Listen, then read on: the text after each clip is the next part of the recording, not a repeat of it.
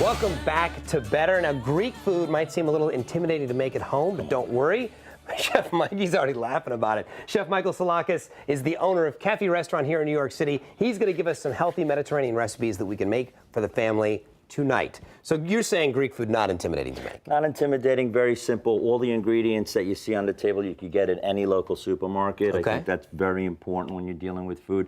We're going to do 2 simple recipes, and then we're going to take the simple recipe and make it a little bit more Make it a little more complicated. fancy. All right? So you're going to help me I'm down out. here. You told me to just start dumping and mixing, right? This is tzatziki sauce, really important right. sauce in Greek food. If you ever had a gyro or souvlaki, it's that white sauce that's in there. Yep. A little bit of that. That's a vinegar and garlic whipped in a food processor. A little more. Don't be shy. Don't be shy with the garlic. Come on. Come on now. All right. That's some dill, fresh herb, shallot, a little bit of garlic. Okay. Let's pick up the pace a little bit. We don't have all day. Come on. I'm so not getting a job All at right, Cafe. there I can you see go. that. Now just mix that up. All right. And this is basically tzatziki. Really, really simple. You keep this in the refrigerator, probably up to, I would say, a week. Okay. All right. This is really great on pretty much anything, especially any kind of meat. Meat, chicken, anything coming from the grill. Super, super And the base great. here is just Greek yogurt, yeah? Just Greek yogurt. All right, here we're going to start to do a chickpea puree. Okay. The base of this is going to become the crust of the lamb dish that we make. So we're going to keep the chickpeas out to last. Sun-dried tomato. Okay, they go in. A little bit of grilled onion. Right. This is raw garlic and raw shallot. Oh, yeah, that's good So already. it's going to be aggressive. We have a little bit of salt here. Okay. Some black pepper. A little bit of cumin. Yes, chef. Dill, and fresh basil. Okay. You are good, man. I know. You I'm are really, afraid really I'm going to good. get yelled All at. right, I we're going watch to put too a much little bit reality of this TV. lemon juice. Acidity, very, very important. Okay. A little bit of this lemon juice. How much? All of it. There you go. Okay. All right. Good. Now we're going to turn this and put it on. Now that's it. Basically, we're going to puree this until it becomes a paste. Okay. All right? What we want to do is reserve some of this paste. I'm going to keep it off to the side. We reserved a little bit of this already. I'm going to take these chickpeas. Now, the chickpeas we've cooked in a style called confit. Very fancy word, but basically all it means is we took a little bit of olive oil, put chickpeas in the olive oil, covered it with aluminum foil, put it in the oven, baked it 350 degrees, about an hour. Okay. Get them really nice and soft. We're going to put the cover back on there. All right. And we just Turn it grind on them. again.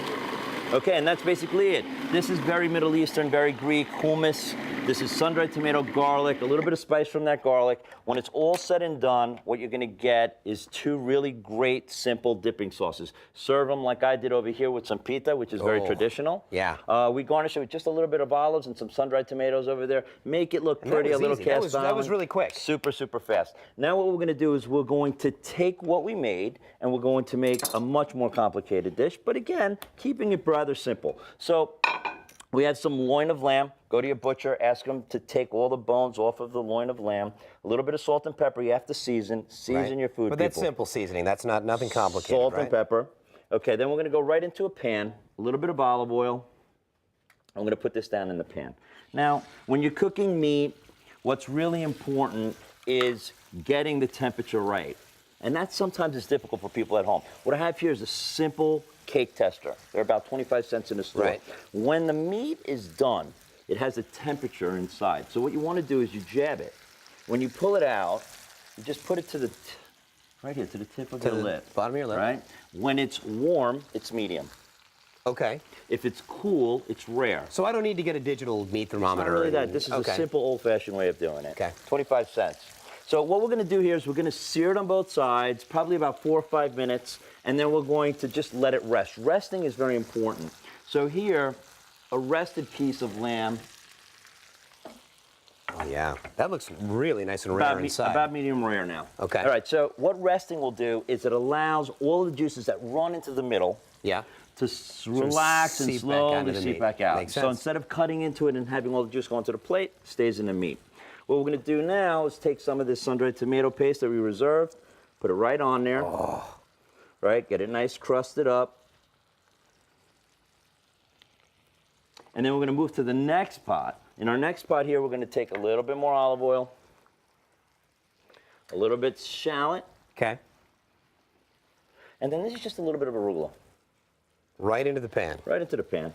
Just going to saute that up just a little bit. Now, while that's happening, we're going to cut the meat, and we're going to get a plate ready.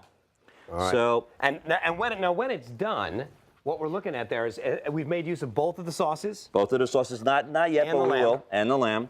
So here, what we're going to do is get the plate ready for our plating. Presentation. Exactly. I love it. Now, what I've done here is I've taken a little bit of this sun-dried tomato paste, added just a little bit of water. That becomes our sauce. Okay. So that's our second use. Now, the first one was with the crust. Right. Right. So we Then we're set gonna a little aside for that. Right. Then we're going to take a little bit of this wilted arugula.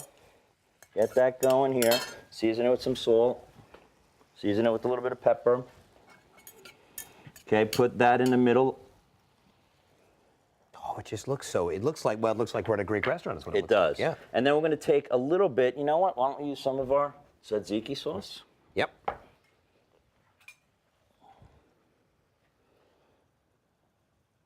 Right in the middle. And voila.